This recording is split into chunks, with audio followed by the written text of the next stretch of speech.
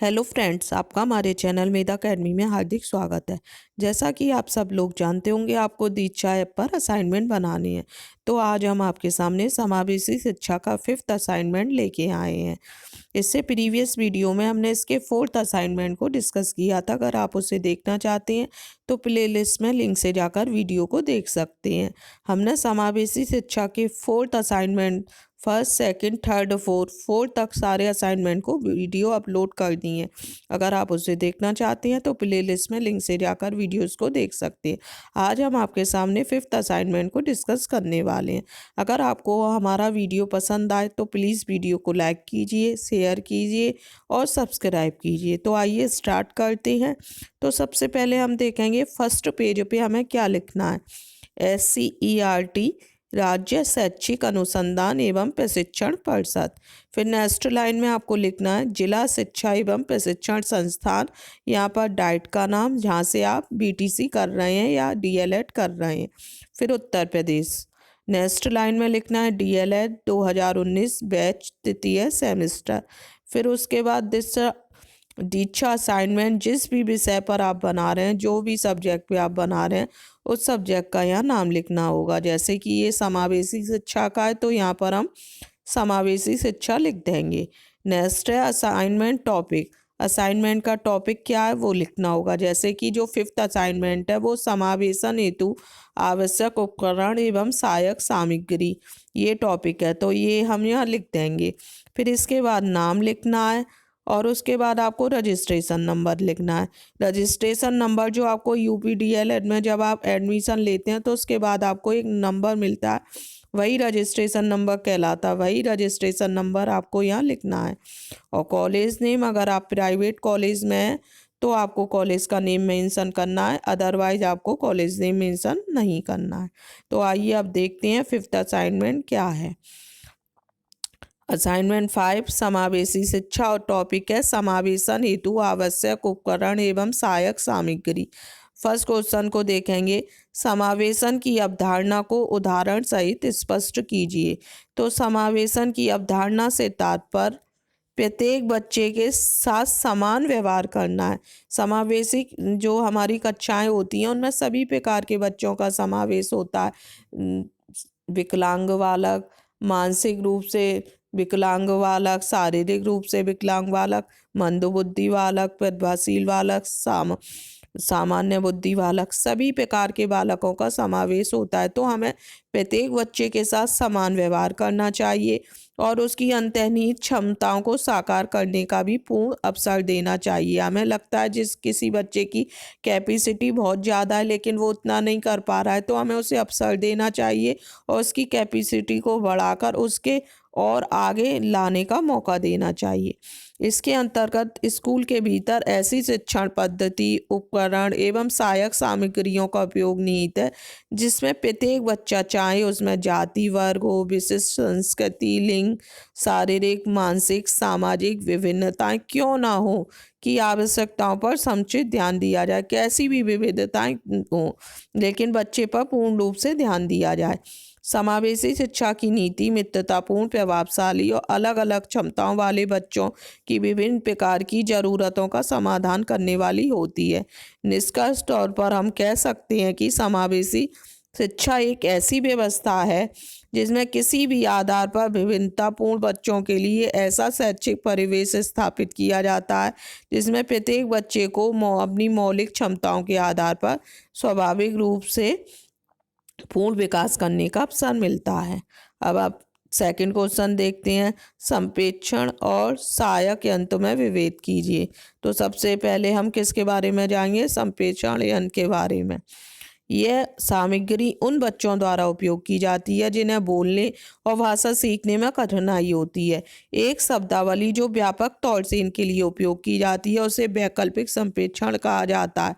इन शब्दों का उपयोग विशेष तौर पे उन व्यक्तियों को बोलने में कठिनाई होती है या बोलते नहीं है या दूसरों को समझाते नहीं है को समझाने के लिए किया जाता है। मतलब जिन्हें बोलने में कठिनाई हो या अपनी बात नहीं समझा पाते हैं उस टाइप के बच्चों के में इसका उपयोग किया जाता है। विद्यालय में वैकल्पिक संप्रेषण विधि में संकेत, संचार, पुस्तकें, चित्र, शब्दकोश, दैनिक अनुसूची आदि शामिल होती हैं। अब इसके कौन कौन से सहायक यंत्र हैं उसके बारे में जानेंगे। सबसे पहला है भाषा प्रशिक्षक यंत्र। यह यंत्र वहाँ माइक्रोफोन, एम्पलीफायर, हेडफोन का बना होता है। इस यंत्र में आवाज़ और टोन नियंत्रक होते हैं जो कि आउटपुट संकेत की तीव्रता को समायोजित भी करता है।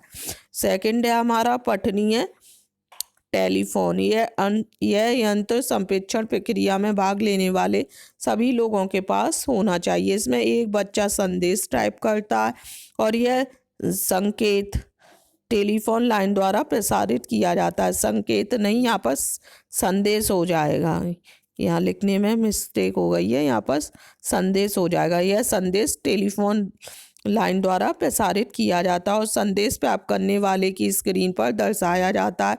उसमें आसानी से सभी बच्चे अपने संप्रेषण को प्रभावशाली बना सकते हैं। ये आपके दो हो गए, भाषा प्रशिक्षक यंत्र और पठनीय टेलीफोन। अब इसका थर्ड क्वेश्चन देखते हैं। दृष्टिबाधित बच्चों के लिए प्रयुक्त होने वाले नवीन उपकरणों को चित्र सहित समझाइए। अब इसमें आपको चित्र भी लगाने हैं, तो इसके लिए आप क्या करेंगे, आप डाउनलोड करके उसके प्रिंट निकलवा के आप इसमें पिक्चर को पेस्ट कर सकते हैं। चित्र जो आपको लगाने, या तो आप हाथ से ड्रॉ करिए, ड्रॉ करना थोड़ा कठिन हो जाएगा, इसलिए आपके पास टाइम भी ज़्यादा नहीं है, तो आप चित्रों को डाउनलोड करके उनके प्रिंट निकाल के पेस्ट कर सकते हैं। अब इनके उपकरण के बारे में जानते हैं, कौन कौन से उपकरण होते हैं जो दृष्टिबाधित बच्चे होते हैं। सबसे पहला है बेल डुप्लीकेटर्स। यह एक स्वदेशी semi automatic Braille duplicator thermoform machine है। बेल लेख की अनेक डुप्लीकेट प्रतियां लेने के लिए इस मशीन का उपयोग किया जाता है। सेकंड है बेल राइटर्स। बेल राइटर कागज़ के एक ओर लिखने के लिए ऊपरी लेखन मशीन है, जिसमें हम बेल में वैसा ही पढ़ सकते हैं जैसा कि लिखा गया है। थर्ड है लेखन यंत्र। दृष्टिहीन बच्चों को पूरी बेल किट की आवश्यकता होती है, जिनमें बेल लेखन सांचा, लेखन पॉकेट सांचा, रबड़ सीट, फुट रूलर, दो लेखनी मुड़ने वाली छड़ियाँ या एपकस और रेक्सीन लेपित लकड़ी के डिब्बे में हस्ताक्षर गाइड जैसे सामान होते हैं, जो कि दृष्टि निःशक्त बच्चों द्वारा लेखन कार्य में उपयोग किए जाते हैं। तो ये तीन है, पहला है बेल डुप्लीकेटर, सेकंड है बेल राइटर्स और थर्ड है लेखन यंत्र। अब फोर्थ क्वेश्चन को देखते हैं। कक्षा का समावेशी परिवेश विकसित करने के लिए कार्य योजना बनानी। तो आइए फर्स्ट पॉइंट पढ़ते हैं। बालकों के सीखने के तौर तरीकों में विविधता पाई जाती है। अनुभवों के द्वारा, अनुकरण के द्वारा, चर्चा, प्रश्न पूछना, सुनाना आदि तरीकों के माध्यम से बालक अपने आसपास के परिवेश के बारे में जानकारी प्राप्त कर सकता है। सेकंड है बच्चों को सीखने से पूर्व सिखाने के लिए तैयार करना आवश्यक होता है। टीचर कोई भी चीज़ सिखाने जा रहा है तो उसके लिए पहले उसे बच्चों को तैयार करना होगा उस चीज़ को सीखने के लिए। अगर बच्चे उस सीखने के लिए तैयार नहीं है तो वह क्लास में इंटरेस्ट नहीं लेंगे और उन्हें कुछ भी समझ नहीं आएगा। इसके लिए सकारात्मक वातावरण निर्मित करने की सबसे ज़्यादा ज़रूरत होती है। थर्ड पॉइंट है सीखने की प्रक्रिया विद्यालय के साथ साथ विद्यालय के बाहर भी निरंतर चलती रहती है। अतः सीखने की प्रक्रिया को इस प्रकार से व्यवस्थित किए जाने की आवश्यकता है जिसमें बालक पूर्ण रूप से उसमें सम्मिलित हो जाए और उसके बारे में अपने आधार पर अपनी समझ विकसित करे। मतलब बालक क्लास में पूर्ण रूप से सम्मिलित है और अपनी जो भी चीज़ समझा रहे हैं टीचर उसे ठीक प्रकार से समझकर ग्रहण कर सके। नेक्स्ट पॉइंट है हमारा पॉइंट नंबर 4। प्रत्येक बालक की विविधता के प्रति आदर रखना चाहिए। मतलब कोई बच्चा किसी श्रेणी का या कोई विकलांग है या कोई किसी कैटेगरी का, तो हमें सभी बच्चों को एक समान देखना चाहिए, उनमें अंतर नहीं करना चाहिए। पॉइंट 5। सीखने व सिखाने की प्रक्रिया आरंभ करने से पूर्व बालक के सामाजिक, सांस्कृतिक, आर्थिक, भूगोलिक व राजनैतिक परिप्रेक्ष्य को भी जानना आवश्यक है। बालक जिस भी परिप्रेक्ष्य से आया है टीचर को इस बारे में जानकारी होनी चाहिए कि वह उसकी पृष्ठभूमि का है और क्या किस परिप्रेक्ष्य से आया हुआ। अब लास्ट क्वेश्चन देखते हैं, क्वेश्चन नंबर 5। अपने आसपास के विद्यालयों का सर्वेक्षण करने के पश्चात गत्यात्मक निःशक्त बच्चों के लिए कक्षा में भौतिक वातावरण को अनुकूल बनाने के उपाय बताइए। तो आइए देखते हैं क्या क्या उपाय हो सकते हैं।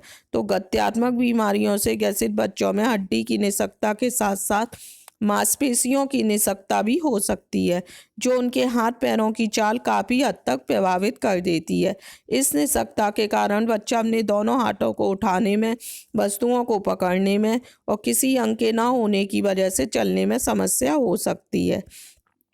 इसके लिए मुख्यतः प्रोस्थेटिक उपकरण, पुनर्वास उपकरण उपयोग में लाए जाते हैं, जैसे ankle foot orthosis, knee ankle foot orthosis, hip smart walker orthosis आदि प्रमुख हैं।